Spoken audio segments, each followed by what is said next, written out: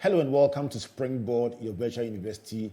My name is Albert Ocran, welcoming you on behalf of Team Springboard, ably led by Comfort. This is your most inspirational show and the point where the greatest minds in the world converge.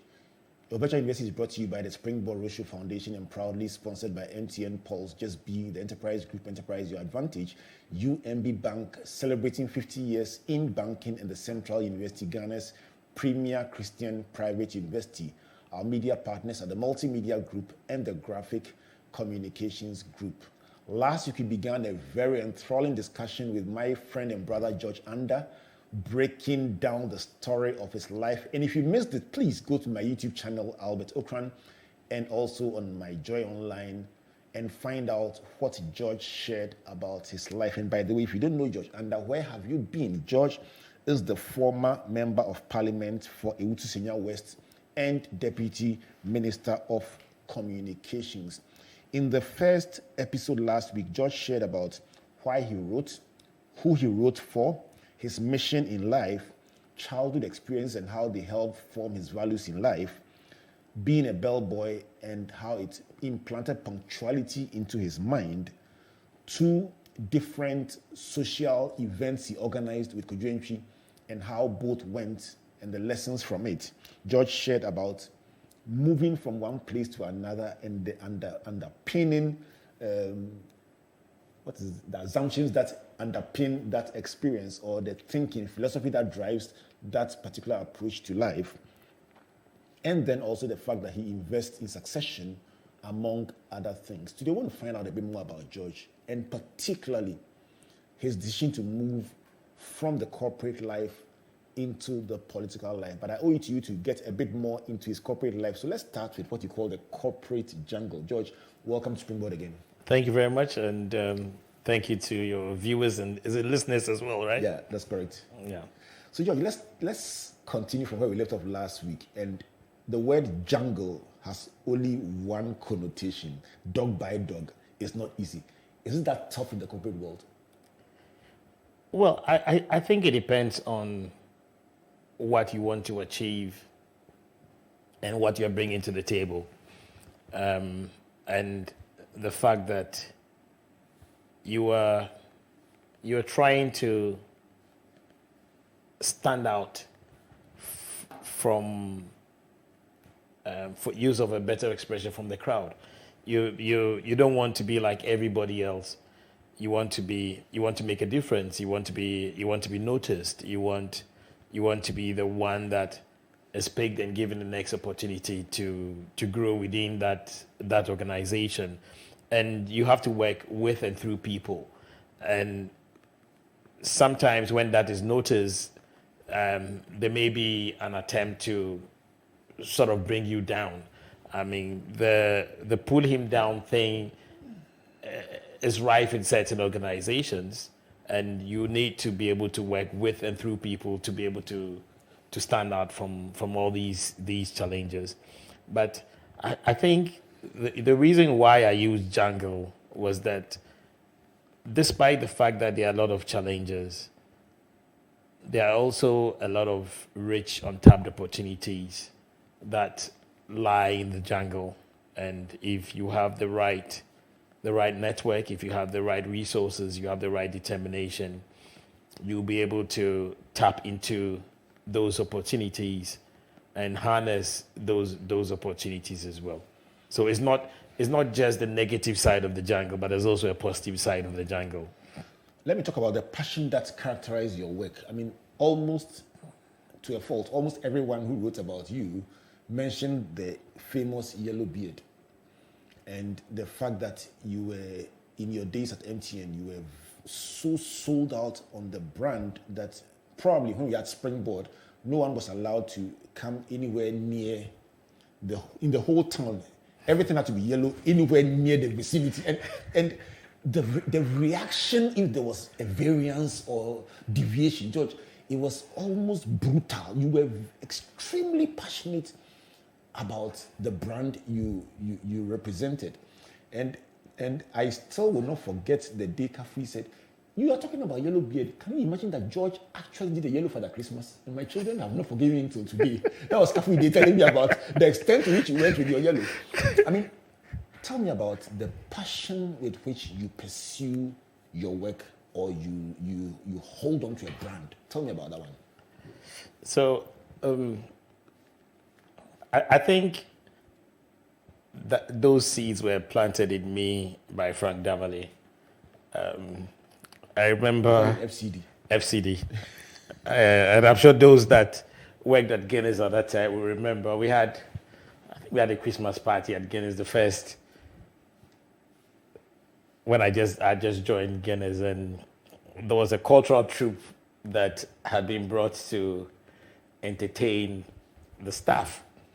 And I realized that Frank Damali was just pegged in one corner, just watching these people and just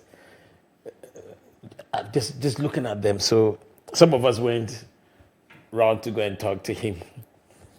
And the first question he asked was, what is the KBB about this brand, about this cultural troupe? And the KBB is like the key brand benefit. So as far as Frank was concerned, even the cultural troupe that was performing at the Guinness event, they needed to display power, they needed to display goodness, they needed to display communion. And it wasn't connecting with him.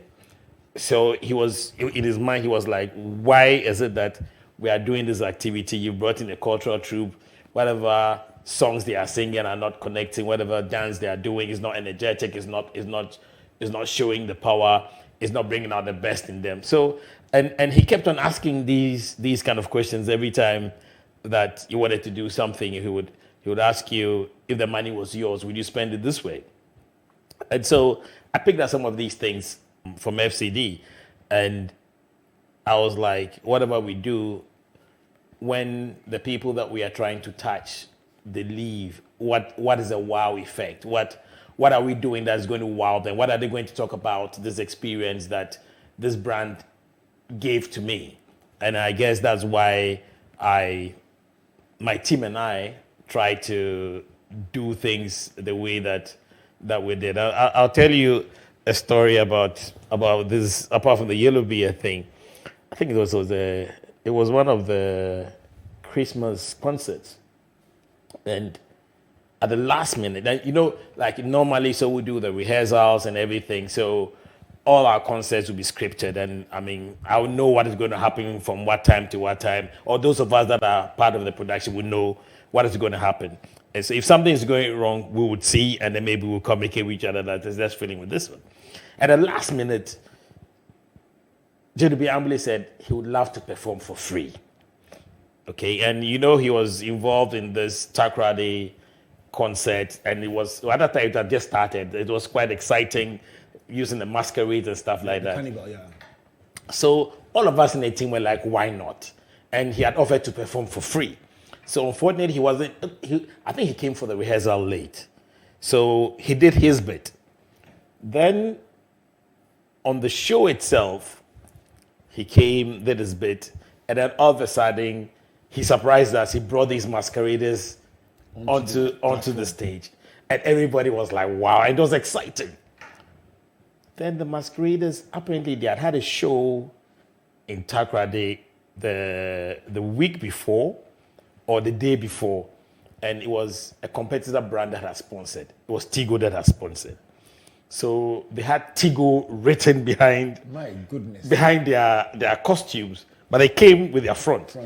So we didn't, nobody, I wasn't on stage, I was sitting in the audience. So everybody was clapping and dancing, I was excited. And then when they tend to go away? No, they tend to dance. Then I saw Tigo. I don't know what happened. I think I was there with Richard at that time. Richard Champo. Simultaneous, both of us, without communicating with each other, we just went onto the stage and sat these people in the middle of the performance. Serious? And sometimes I sit back and I'm like, some of the things that we did, because we could have managed it differently, but it was like so wrong in our minds that how could we even allow Tigo? And I think the show was being carried on live on TV. It didn't even cross your mind? No. It just didn't have to happen. Did you feel like a crusader? I felt like there was a brand that we were building together. And I felt like this brand had to be in a certain position. And we didn't want any other brand that was not close to what the brand stood for to try and ambush what we were doing. I mean, and I guess both Richard and I, from our brewery days, were quite good at ambushing ourselves. So considering what we had done to other brands, we're very, very careful not to expose ourselves to be ambushed by other brands. So, and that was a jungle mentality. yes. So I mean, at the end of the day, JW apologized and we made up and stuff like that. But yeah, we just wanted to deliver the wow experience for the brands that we're managing. And that's why you got the words aha moment. Aha moment. This is so often in our meetings. What is the aha moment? But I'll tell you where the aha moments came from was from my functional boss at MTN Group, Santi Botha. Right. Okay. So everything that you're doing, she was like, what is the aha about this?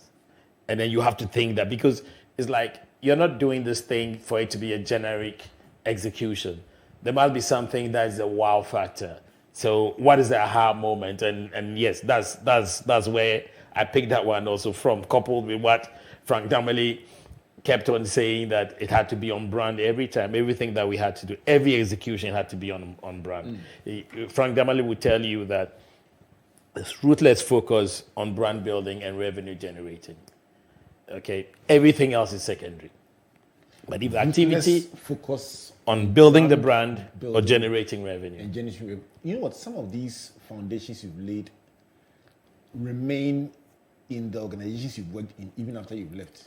And sometimes I hear people talk and I say, you know what? I know where you got this from.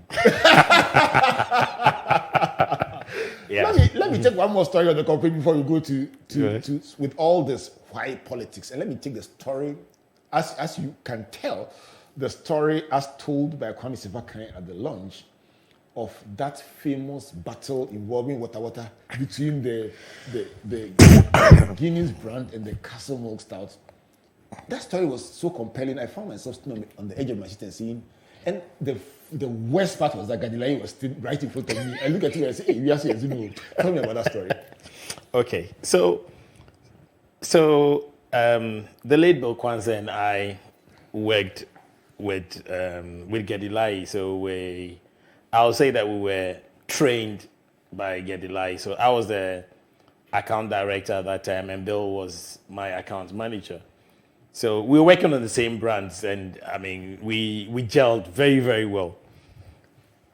So when I had the opportunity to go and work at Guinness, just around the time, Bill also had the opportunity to go and work at ABL.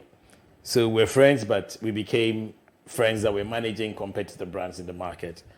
And I was winning all the battles because Guinness had a bigger marketing budget. Guinness was a stronger brand.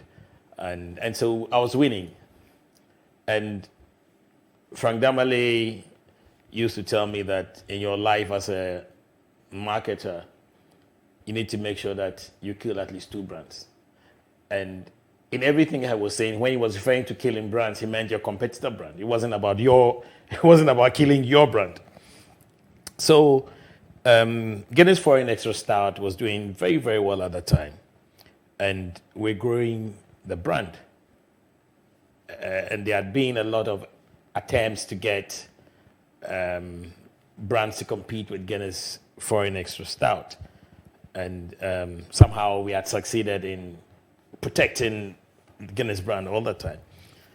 Until Castle Milk Stout came. And when Castle Milk Stout was introduced into the market, the proposition there was that you don't have to pay so much to enjoy the goodness. Okay, that was basically the proposition that they were pushing the brand. So it's like, yeah, you still get the alcohol that you want. You get more volume that you want. The packaging was solid, so the quality perception was good. And it was like, you don't have to pay so much for it. It was but directly hitting Guinness. And in terms of their communication, hitting Guinness. But in terms of their growth, they were taking it from lager. And the drinker's journey, okay, would normally start from lager, then from lager they'll move to stouts.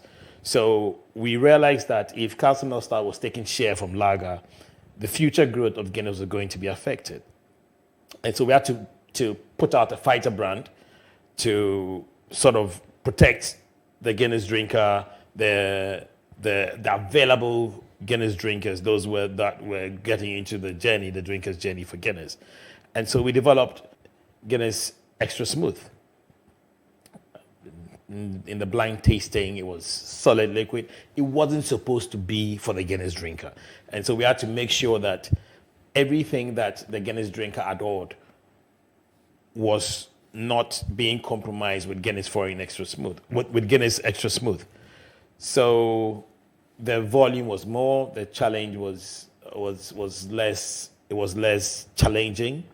The pricing was better than the Guinness pricing. And so the value that a typical lager drinker would see in Extra Smooth was solid, because it was competing with the lagers at that time.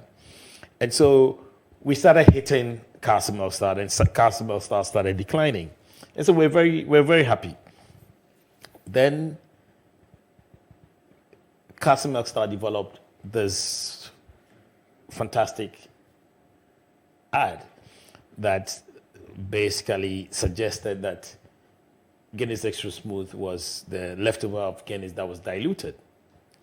And at that time, there was, I guess, the beginning of some economic challenges. So people that you would normally see drinking a Guinness brand would now be drinking Castle Milk Stout, and they'll tell you that they're getting more volume out of it.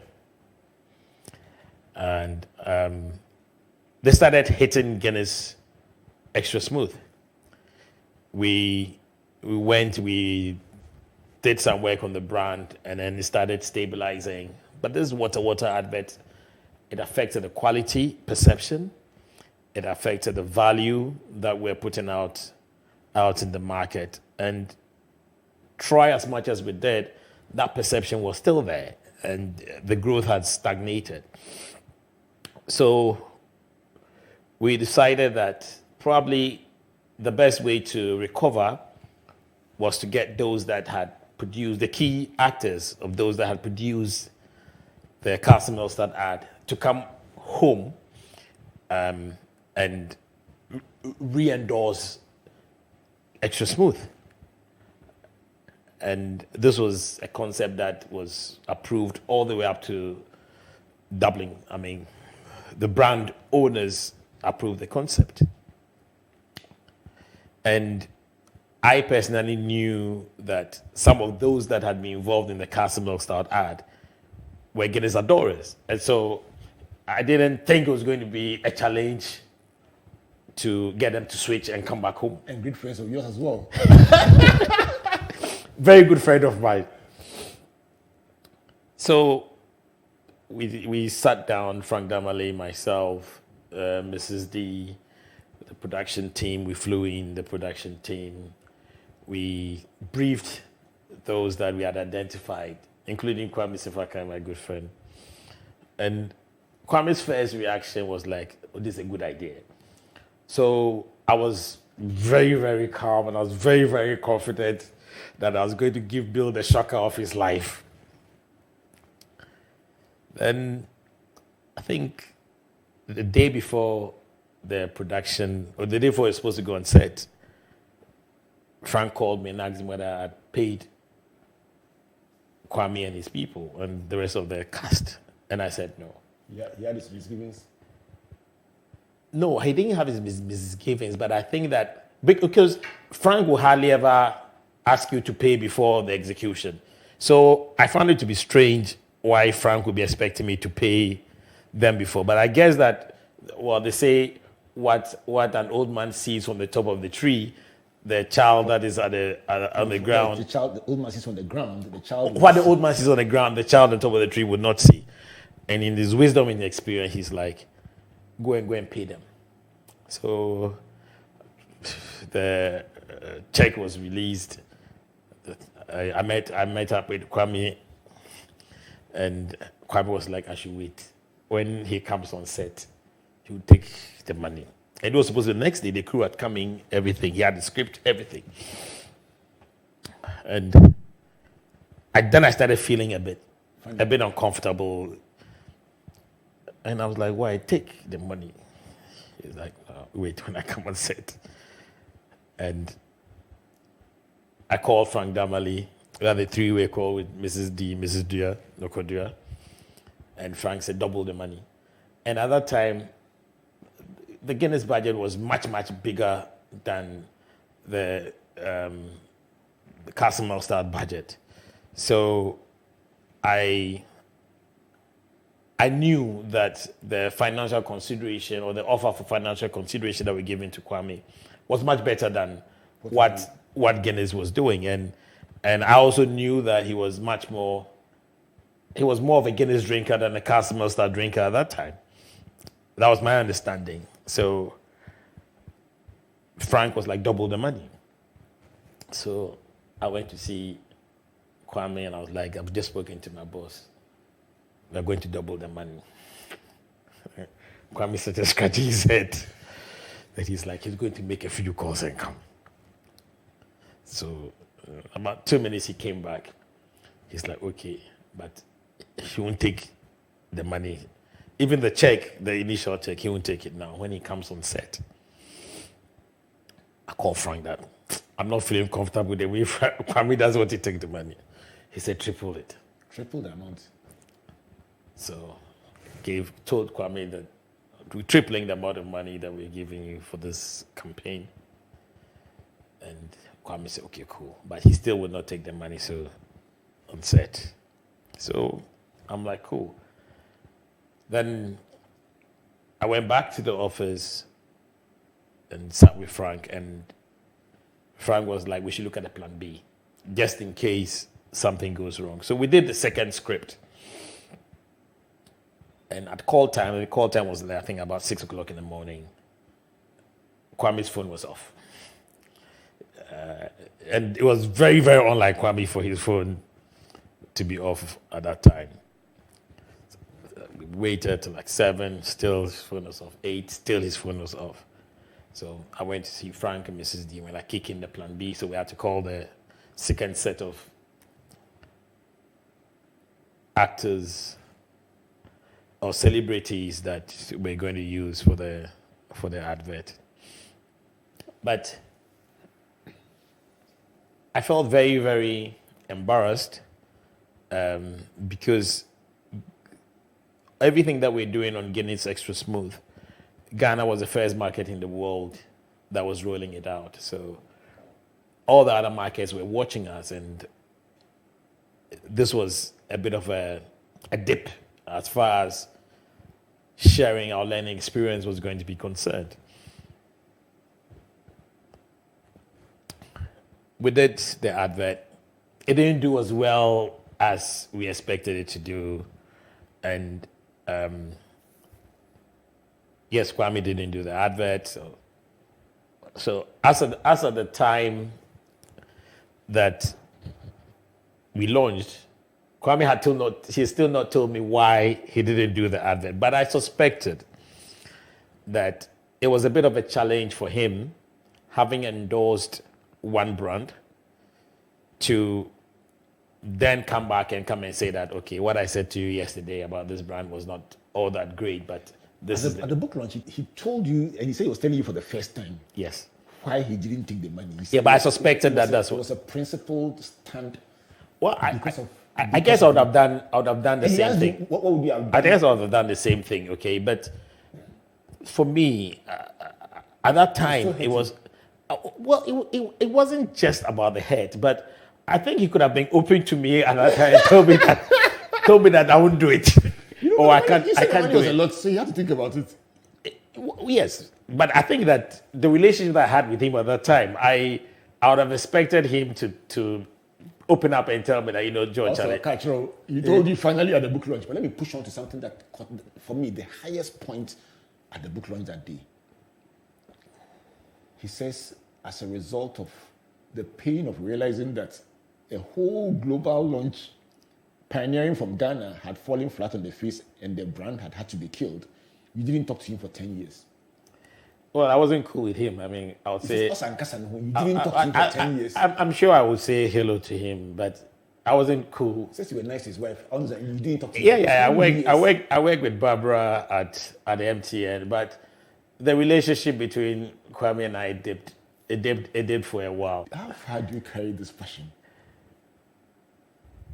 I just, like I said, it was a global brand that we were building, and whatever execution that we were doing had been discussed globally.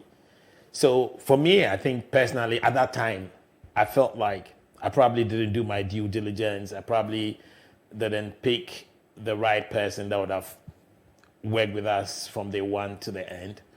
Okay. You know what I love about that story? Bill? The fact that you told the story with Kwame together. Yeah. And both admitted that for 10 years you hadn't spoken, and the day you finally reconciled. So tell me about that one. Okay, so whilst I was at Guinness, I poached Bill from ABL. So Bill, part of the jungle stuff. So Bill came back to Guinness, so we became a team and we're working. Then Bill went back to ABL.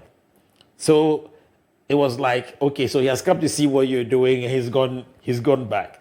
So Kwame not doing the execution was like a second failure or a poor judgment decision for me at that time. So I sat with Bill and I tried to find out from him why he went back to ABL, and he explained to me. In fact, when I left Guinness, that Bill and I sat and he explained to me why he left, and he told me that by you two, you've left Guinness and you've gone to MTN. So we're cool and we're like, if there was an opportunity for us to work again together, we would. So when I started working with Glow, I brought Bill back to work with him. So Bill was in charge of the brand at that time, when I was the chief operating officer. And so when we launched, we were doing these radio roadshows, and we had to go to Peace FM and for Kwame to interview us. The relationship was still a bit frosty at that time, and Bill was like, "Listen, guys, stop this nonsense." And then so we made up. Bill and I and Kwame, we made up, and the interview went so well. And like Kwame said, that night, Bill slept and he didn't wake up. So I was probably one of the first people, because I was like the country manager for Glow and I was his friend. So I received a call that this had happened. And the first person I could think about was to call Kwame, that this is what happened. Because we were there just that the morning before. And the next day, the man was gone. Kwame says he believes that Bill waited for you and Kwame, to make up. And once you did, he was at peace with himself and he moved on. Yes. That point in the book launch brought tears to Kwame's eyes. Yeah. And everyone in the audience paused to catch their breath. Yeah, but this the lesson... Springboard, your virtual university, and I'm going to pause at this point in honor of the memory of Bill Kwanzaa, because it's just such a poignant realization. And the lesson at the time, George. Don't hold grudges. Yeah, don't hold grudges. No, don't. No matter what. And you see the explanation that Kwame gave with the benefit of hindsight. I probably would have done the same thing at that time. Yeah. So you didn't understand him then, but now you understand him very, very clearly. And Yeah. you made that, and he raised money for you at your lunch. Yes, he did. He's your good brother and friend. He did. When I come back from this break, we will now finally enter into the political arena and find out. So with all that background, with all that success, why trouble himself with front-line politics? This is Springboard Virtual University, having the time of my life with George Andah, my brother and friend, unpacking in 2 episodes the story of his life captured in this brilliant book. And George, I tell you what, everything about this book, I love it. I love the cover, I love the title, I love the determined to do more because it reflects probably my own philosophy that you always want to do more. And yours was on the wings of a conversation with your dear mom, an educationist, before she passed. When we come back from this break, let's find out, with all this behind him, how did George go into politics and what was the advice that he received when he declared to go into politics. And let's find out also about that accident that almost took his life. Please don't go away. There once was a man who had it all.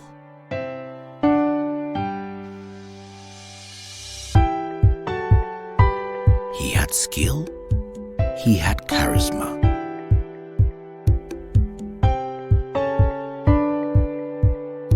He was loved by all, but above all, he knew the importance of helping others, lifting others up. He knew the importance of giving other people an advantage so that they too would use that advantage to help others. All you need is that advantage that sets you apart from the rest. And when you discover that advantage, life's challenges don't seem so daunting anymore. That's where we come in. Enterprise, your advantage.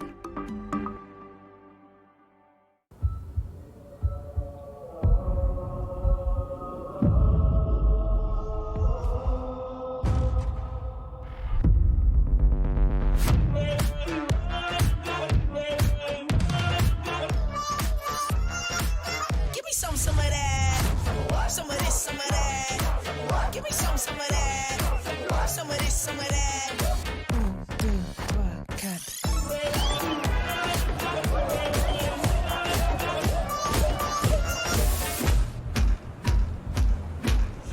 One, make you melt like the sun. Two, I can make it all about you. Three, you should make it all about me. Four, yeah, I think I like that more.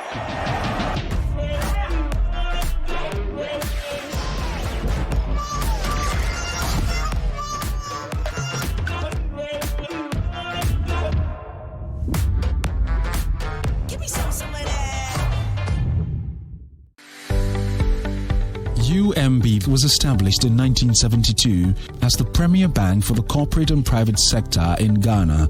From our very beginning, as the only Ghanaian bank serving all categories of businesses, we set a standard for excellence and innovation. Over the past 45 years, we've built a financially healthy and strong bank, demonstrated our commitment to our customers and to growing businesses, and exhibited originality and innovation at every turn. At UMB, our focus is built around people, service, products and technology. These are the key to our present success and our future triumphs. At UMB, we're poised to make a difference not only with our customers, but also in the banking industry. We invite you to share in our future. Our future starts now with you.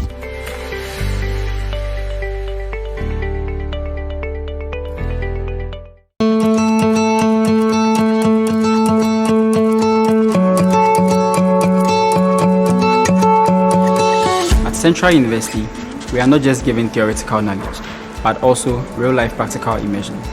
Our projects and research are targeted at solving real-life problems within our built and a natural environment. My name is Che Joseph Bafo, an architecture student. The faculty and facilities available to us make us industry ready. The project I'm working on recently won an award when my colleagues and I visited the Netherlands. Central University makes you industry ready.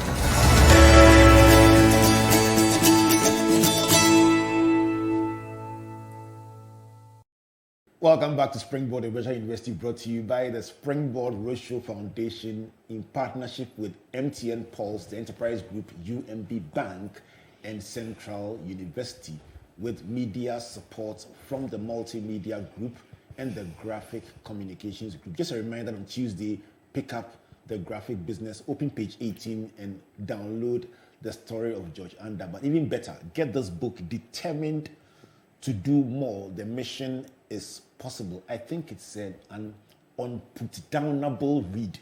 And what I've tried to do is to give you a few snippets into the book. I think I've gone into it more extensively than even the author would like, because I'm telling you probably much more, but you still have to buy it. and read it. And if you are a young person, this is even more compelling to read it.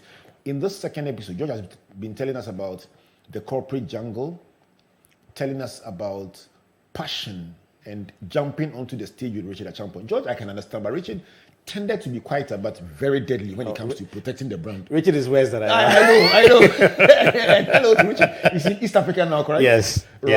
yes. And then where he got the aha moment idea from his functional boss, Santi Botha, who always used to ask about wow moments and the aha moment in this. And then the fourth is about fighter brands and that great battle between Guinness and Castle Milk Stout and how it unfolded in advert versus counter advert in the Wata matter. And then the fifth one is don't hold grudges. And it was on that somber note on which we went for the break. George, with all that happening, you say Honorable Afenyomarkin challenged you to come onto the front line.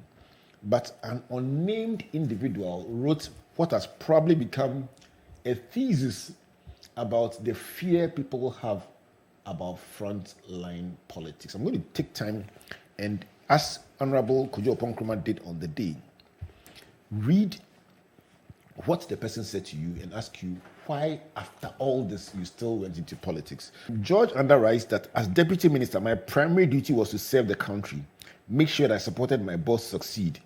And I believe that to a large extent, I did that with all my might. When I decided to participate in active politics, someone who thought I was making a bad decision sent me what he called the 10 reasons why politics was not good for me. Someone who thought you were making a bad decision sent you these 10. To him, the things associated with active politics do not conform to my personality and my principles. Hence, I should stay away from them. And I tell you what, it's almost like what everyone in corporate life, in ministry, in any field of endeavor who wants to go into politics gets told.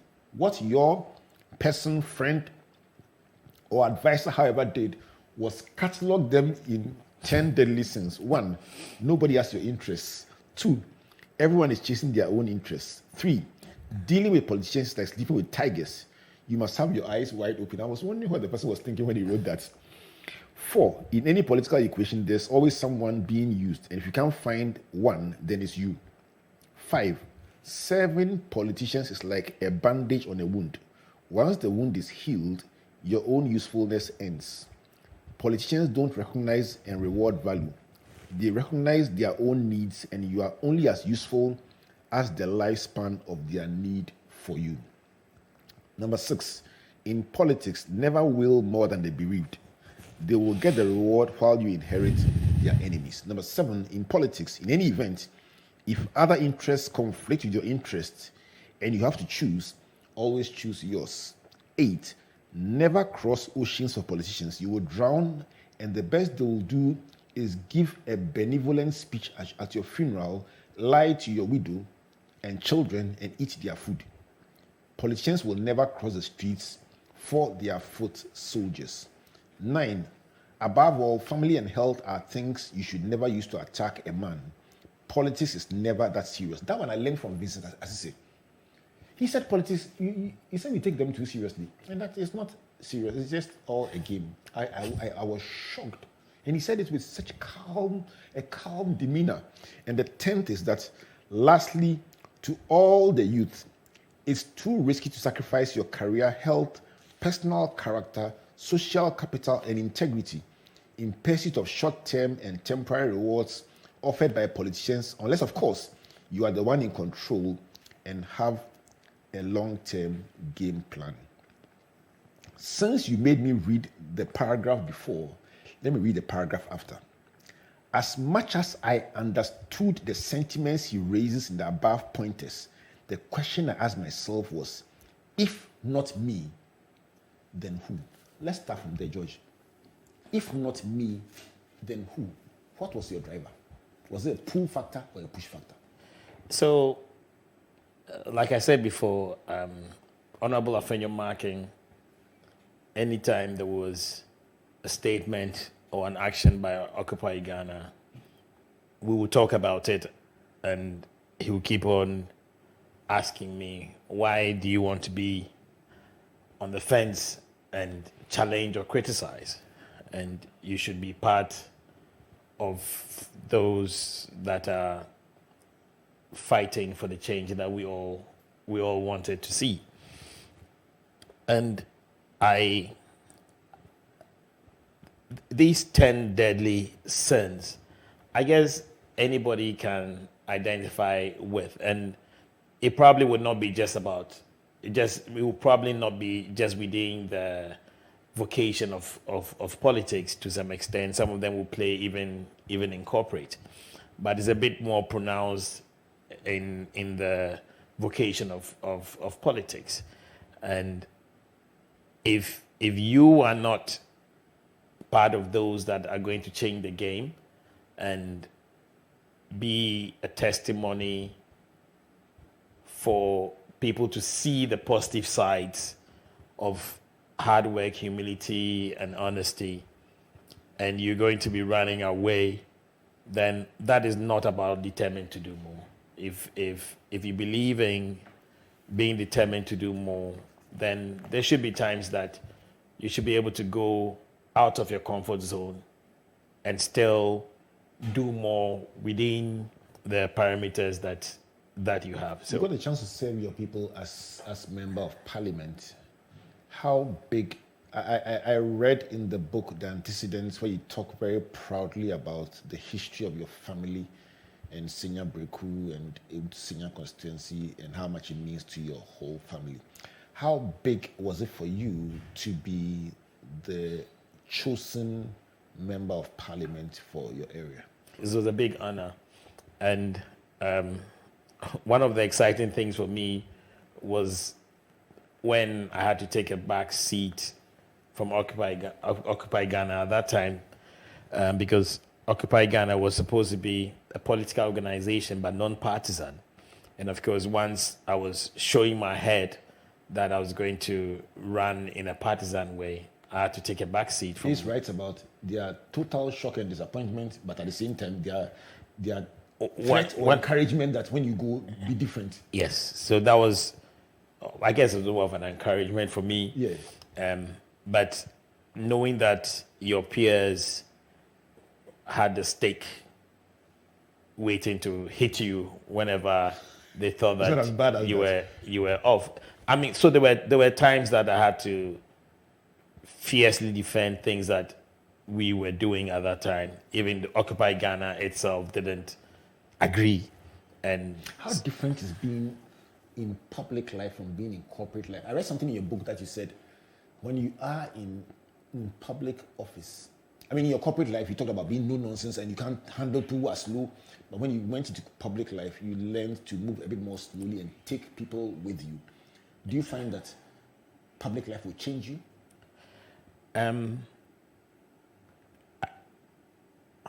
I guess if you take the principles of the 3 H's, talking about hard work, honesty, and humility, the draw for honesty and the draw for humility are deeper or are stronger with public life. Reason being that when you're working on a corporate brand or when you're working in corporate, there's a clear goal that everybody is looking at. And you're supposed to be working with the best performers on the team. In the political field, that doesn't necessarily apply. I mean, if you're lucky to have the best performers on the team, so be it, happy days. But the best performer on the team has 1 vote. The slowest performer on the team has 1 vote. The best performer on the team has a family, he has friends. The slow performer on the team has family, he has friends or she has friends. And so you need to try and engage with each of them and still bring out the best in them. And I guess in corporate, the expectations of your team are more towards how do we deliver this corporate goal. Whereas in the vocation of politics.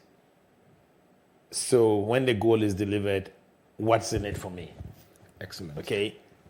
Let me come to the cost of serving, because many times we get to talk about public service almost like a walk in the park or like a gravy train, good for everybody. But you almost lost your life in the course of your work. Let's talk about that accident that almost took your life. So you went to the constituency, coming back. And I'm asking about this because just after that, I'm going to ask you about an accident that took the life of a mutual friend of ours. And it's also in the book. But let's start with your own accident that almost took your life.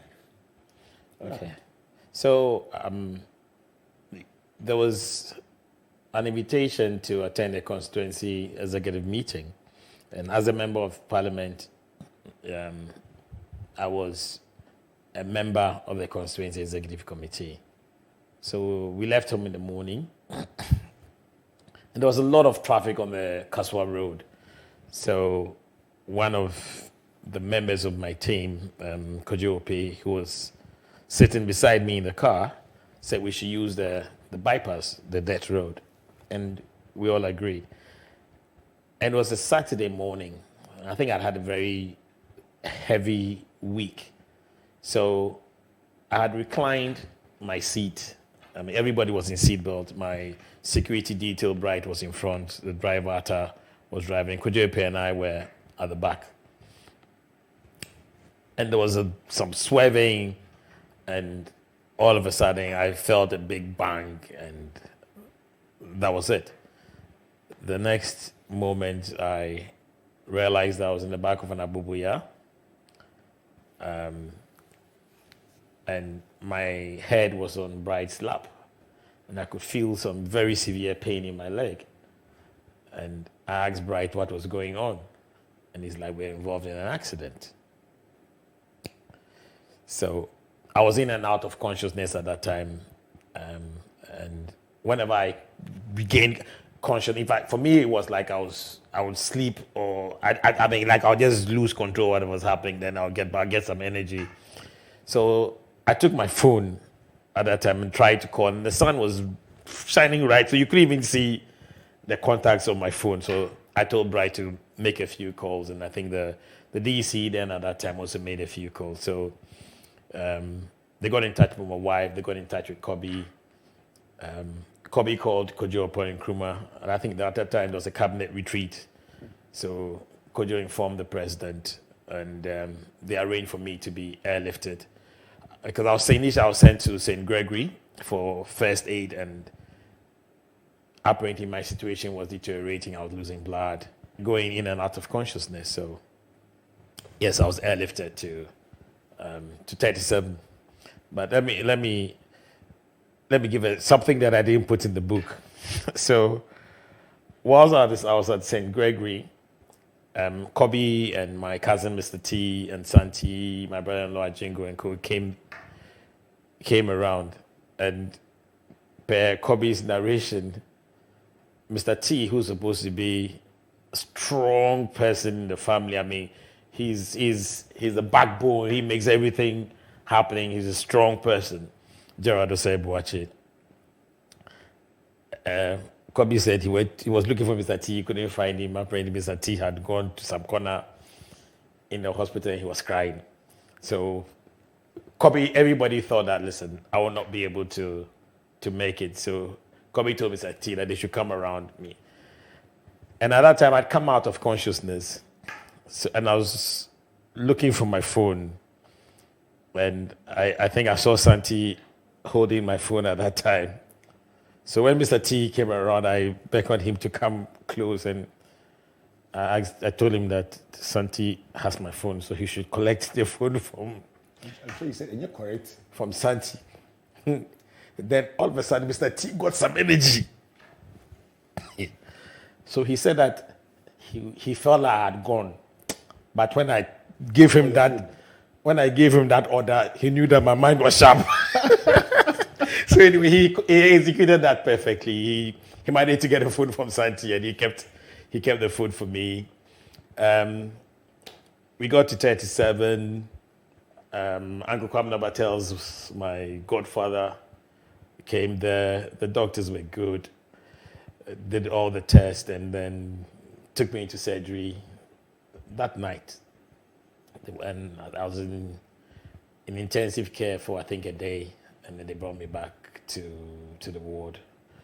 Dr. Japon, Dr. Kolo, Dr. Hubert Smith, I mean, the whole medical team that attended to me first, thanks so much. I remember Archbishop Palmer Bakul also came to see me that day. You talk about in the book about having malaria, a very intense malaria in your childhood, going unconscious for 10 days, and Archbishop Palmer Bakul praying for you and you regaining consciousness. You have a close bond with him. Yes. So apart from he being a very good family friend from my maternal side, I was also one of his mass servers when he was chaplain at Achimota School. And after my A-levels, I fell ill, and I fell into a state of unconsciousness. I think it was for about 4 or 5 days. And the day that, or the moment that I came out of unconsciousness, Archbishop Palmer Bakul had come and pray for me. So whilst he was there and my family was there, I regained consciousness. So That's a beautiful one of this. whether it's a miracle, whatever it is, You are grateful to God.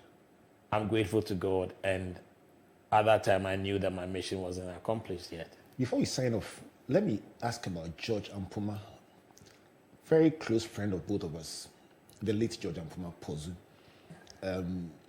Pozu's death was one of the only times in my life where I cried like a baby. I literally cried, and I've never ever done that before. But George was such a close friend of mine, and apparently a close friend of yours. You talk about the fact that George and co pondered you in KNUST, and then after that he bought you fufu and meat. That's almost typical Pozu. But you shared a close bond with him and eventually employed him as part of your team at SSB. Take a minute to talk about George before we go. Okay, so I'll talk about George, but before then, let me talk about the role of mentors in shaping my career. I've talked about Kwamna Bartels, who I always refer to him as my political godfather. In my career as a marketer, there are certain individuals that I cannot go without mentioning them. I've spoken about Mrs. D. Nokodria, of course, Gedilai, Mr. Togbo Mensah is one of the key people that helped me in executing visibility, presence for almost every brand that I work with. And these people were people that took me not just as somebody that worked with them, but they were also always there for me for them to advise me and for us to succeed mutually. And most of the time had some very tough conversations with me that will let you see things from a different perspective. So to my coaches, my mentors, I say a big thank you to them. Posu, of blessed memory, I don't know what to say, but I don't want this book to be a sorrowful book. In as much as I refer to people like Posu, Bill Kwanzaa, Kofi Amufa, there are people that have touched me in many ways and unfortunately are not here. But Posu's son was different. When I was in first year, he was in final year. And he didn't have to take me as a friend. He was one of those that came into our room at midnight and then gave us some very serious bonding that we never would forget for the rest of our lives. The opponent that made Okokris run away from KNUST. It was the second one was too much for him. I can imagine so that. He got one in Republic Hall with us. And the second one was in Queens. Then the next day, Queens too, they gave it to him. You see, I've read the book. So Posu was among those that pondered us. I mean, Posu Tawa, the late Zostone, Alums, and all those. Cyril Chinri, he was the chief ponder at that time. Cyril of GTP. Yes. Okay, I'll give him a call. Cyril Chinri was one of those that pondered us at that time. He was the chief ponder at that time. But that said, so the next morning or the next afternoon, when I was in the hall, I saw Posu coming. And so I wanted to dodge. Then he beckoned that I should come. He's like, let's go and eat. And he had put the fear of the Lord into me, so I had to obey. Went, he ordered, and he said I should order. And at that time, I didn't have enough money on me, so I just took one piece of meat. He says, no, I should take more. And I said, I don't have enough money on me. And he said, don't worry, it's on me. So Posu became more than a friend. He liked music, and we realized that. Music and that. He liked not just reggae. He was good at music. He liked football. He liked current affairs, and fortunately, we both had a passion for dogs, and so we connected on so many levels. And he was a great guy. He was a great friend. The day that he was involved in that fatal accident, he was coming from Cape Coast. And that day there was a football match, and he was coming to my place to come and watch the game because that's what we were doing. And I received a call that the unfortunate had happened. I had to drive to the hospital to go and receive his body, and may his soul rest in perfect peace. And that is just celebrating somebody who has impacted both of us. George, as we sign off, look into the camera and talk to your constituency. Because in all that you do, I want to believe that your determination to do more includes investing in the lives of the people that you were honored to serve. And you look forward to serving them again? Well, so to those from the Wood Senior West, my Do More partners in the Wood Senior West, I believe that you gave me the opportunity to serve you. I believe that there's more that together we can do for a Wood Senior West. And I'm looking forward to us doing more together for a Wood Senior West. We haven't reached that potential with the Wood Senior West, and we'll do everything possible to reach that potential. Thank you, and God bless you. And on that beautiful note, I want to say a big thank you to you, George Andah, for spending 2 weeks with us here on the virtual university. The only person who has done that in this way is Ejako Odimo. I mean, Ejako Odimo is Ejako Odimo. But you've told a beautiful story over 2 episodes, and there's still so much more that I would like our viewers and listeners to find out. And they can find that in this book, Determined to Do More. Just go to our friends at Book Nook, Nana Damwa and co. Go to their website, booknook.com, and then just order this book and have it delivered to you in any part of the world where you are. Go to the Airport Shell shop. It's available at Airport Shell. It's available at Citrus Books in East Legon. Mm-hmm. It's available at the Legon Bookshop, BAM Library, run by Kingdom Books. Right. I think this week we would seal with EPP. And just Google and you will find, wherever you go, you will find this book there. And my personal recommendation, this is a story very well told, and it would enrich your life and your professional development. Thank you once again, George, for coming. Thanks, Albert and Colfort, and thanks to your wonderful audience for having me here. I've enjoyed being here. Right. Thank you for the opportunity. Thank you too. So on behalf of Team Springboard, ably led by Comfort, my name is Albert Ocran. Thanking you all on behalf of MTN Pulse, the Enterprise Group, UMB Bank, Central University, the Graphic Communications Group, and of course our big partners, the Multimedia Group, for joining us once again in the engine room. So we come away again next week. My name is Albert, saying God bless you, and God bless you.